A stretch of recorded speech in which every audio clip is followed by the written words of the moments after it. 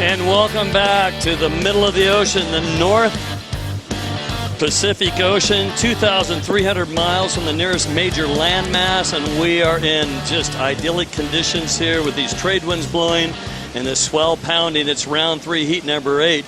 Two of these guys I've never heard of, but I have heard of Noemar McGonigal and Johan Duru. Who are these other two guys in the lineup, Pete? Mick Fanning and Dane Reynolds. Do they surf? We already have a wave underway. Noemar McGonigal out of the country of Costa Rica pulls into the barrel but can't find an exit. Just a 2.83 for his efforts. But yes, Dane Reynolds and Mick Fanning, probably two of the most well-known and exciting surfers to watch. There you go. We're looking forward to seeing you surf in the round of 32. Congratulations, Ace. Cheers, mate. Back up to you guys. As we take a look at a beautiful drawn-out bottom turn, here is Mick Fanning. You're taking a look at a guy that is #1 in the world, looking for yet another world title. He's already got 3 of them. And the 18th year pro, 14 years on the world tour. When he puts it on rail, there is no issue with his leg strength, is there? Nope, that's extra yards, just like Ace was talking about. You know, there's you got to work hard, not only in the water, but you know, when you're on land, you know, putting in that time in the gym, stretching, whatever it takes to get that extra advantage over your competitors. Mick Fanning was at the forefront after a major injury where he had his hamstring basically ripped off his body. And this is a replay here of Dane Reynolds off the point, a bit more northerly angle. And look at this, these are the kinds of waves that'll run the entire reef. Probably won't stand up and barrel as much, but what it does do is give you plenty of opportunity. Well, Dane Reynolds gets on the board right there, still waiting for his score, and then Fanning's. Take a look at that first arc. And the difference that I've seen, at least that Mick just did on that one, was the angle of his surfboard. If you look at his nose when he does that carve, it literally almost goes to 12 o'clock, and that's difficult to do, to be able to get that full round arc like that. It actually shows you what interval the energy is at. If it's a lot of 20-second interval or a lot of 14-second interval. We'll get back to that in a sec as we see Johan Duru's first wave. Really drawn out, a beautiful long line on his backhand. The 26-year-old just looking very comfortable here, and a great wave selection. This is his first wave after about 9.5 minutes, and it's not a bad start at all. So Fanning's first wave, a 4.83. Here's Noemar. Noimar's second wave here. His first one, just a 2.83. So paying some dues right there. He's got a long paddle ahead. And next up, this is Mick Fanning. His first wave, a 4.83. Gets a nice cover up. Oh, goodness. Did the board snap? I don't know, but that was a direct hit, at least to his surfboard. I hope it didn't directly hit him. We saw that yesterday from Seth Moniz, and he popped up like a Grom. Looking for Mick Fanning. There he is. Now the jersey got pulled up, and it looks like he's paddling a board that's in complete shape. But wow, what a wake-up call that is. Oh, that's that extra training once again. When you get a lip landing on your head or on your board, nice work from his surfboard manufacturer and the glassers. We watch here from the angle. Watch as he pulls up high and tight. He wants to get the barrel, but he realizes it's going to shut down, so he tries to turn down, and there it is, directly on the top of his head. It looked like it actually squirted him out a little bit, so he didn't quite get the exact lip right on the head, although it sure does look like it. He somehow skirts underneath there. The board definitely takes a brunt of it. But those Darren Hanleys, they're tough boards. And then behind him, we got Johan Duru. Drops in that late bottom turn, gets a nice arc through the top. Sets up the next one, another slash with water flying off the rail. And then a final third. So this is a great start for Johan Duru on his first wave. Would that be the best wave ridden? Now, they gave Dane Reynolds a 6.17, pretty solid. So then this is the replay of Noemar behind him, and this wave gets that turn, and then this wave runs off without him, and he has to shake it off and get out in front of the whitewater there, and then he'll jump off and paddle to the channel. So just the one big move there from Noemar as the scores start to drop in, and I'd say, yeah, you're right, Dave. It just looked like, how could you surf any better other than get a barrel or maybe some kind of crazy air? He gets an 8.83. Johan Duru now has upset the apple cart. Two of the biggest names in the business are going to be chasing Johan Duru with an 8.83. Noemar McGonigal going to get a second score. And here at Sunset, looking for a win. With priority is our surfer in red. I don't think there's no harm, no foul, but Dane Reynolds drops in and takes gas. Meanwhile, Mick Fanning goes to work, looking to better a 1.67.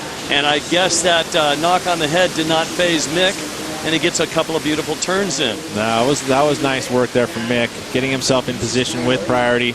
Dane actually did nice work, too, to get out of his way and not get himself in interference. He'll get scored for what he did, which basically was a drop in, but kick out as you watch. He sees that Mick has priority, so he has to straighten out. He waits for Mick to get in front of him and move out of his way so he doesn't hinder his scoring potential. And then Mick goes to work, and I love this arc.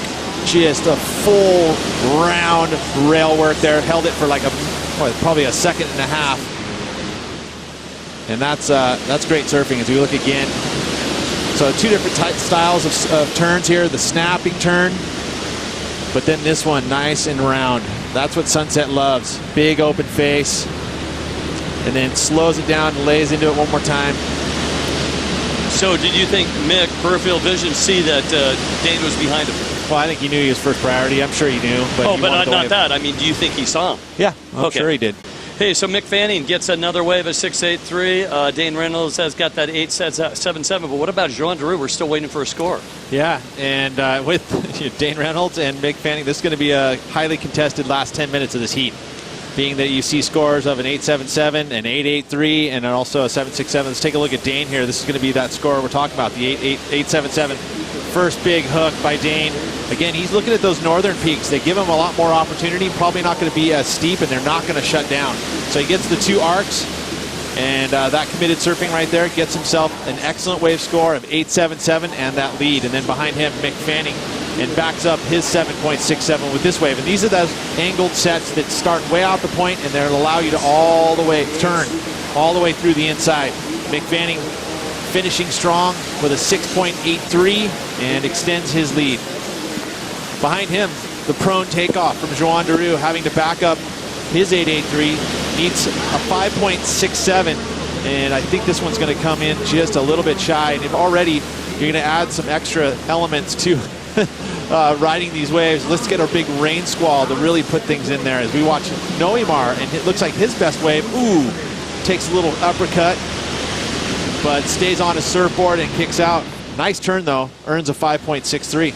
So we're up to speed with Dane Reynolds leading right now. Yeah, Dane Reynolds with a 14.94, trying to better a 6.17 as he paddles out in the line.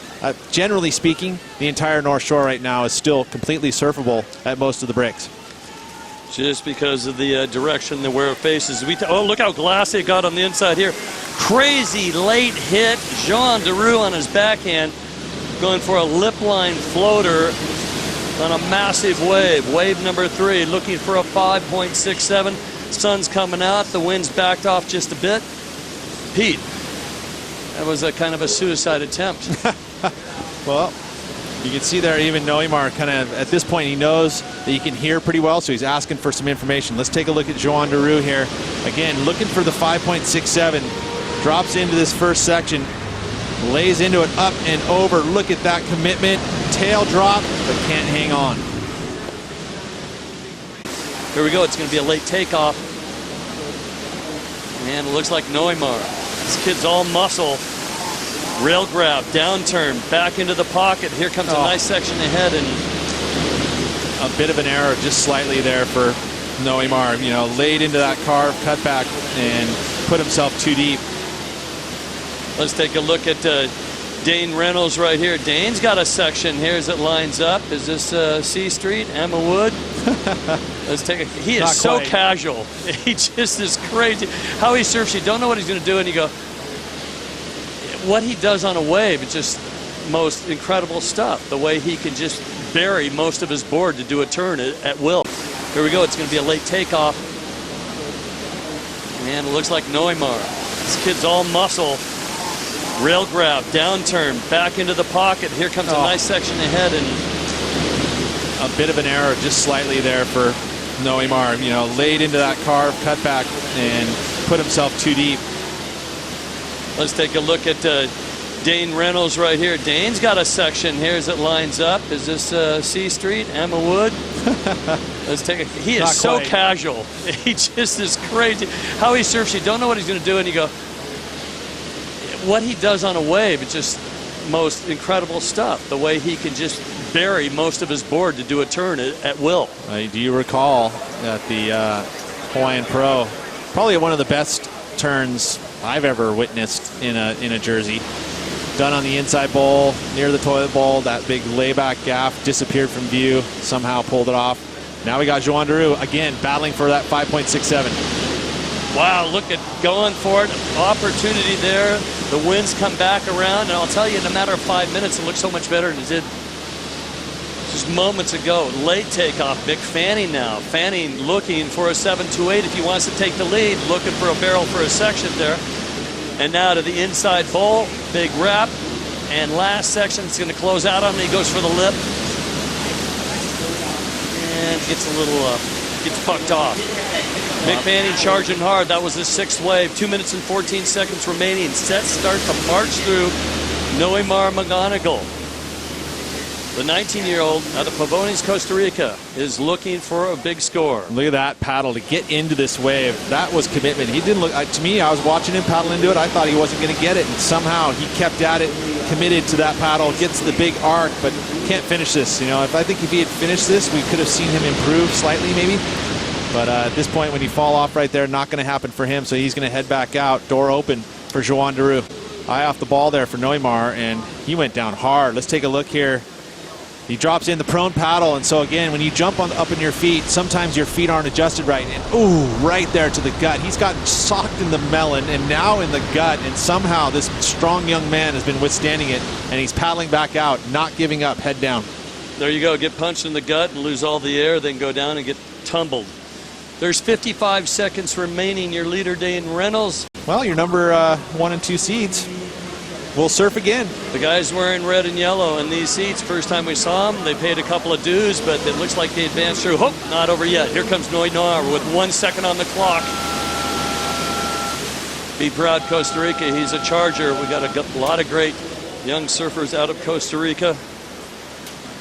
Not sure if that's the score he needs. He needed a 8.87. Looks like Dane Reynolds and Mick Fanning will be surfing tomorrow on our final day of competition, we assume.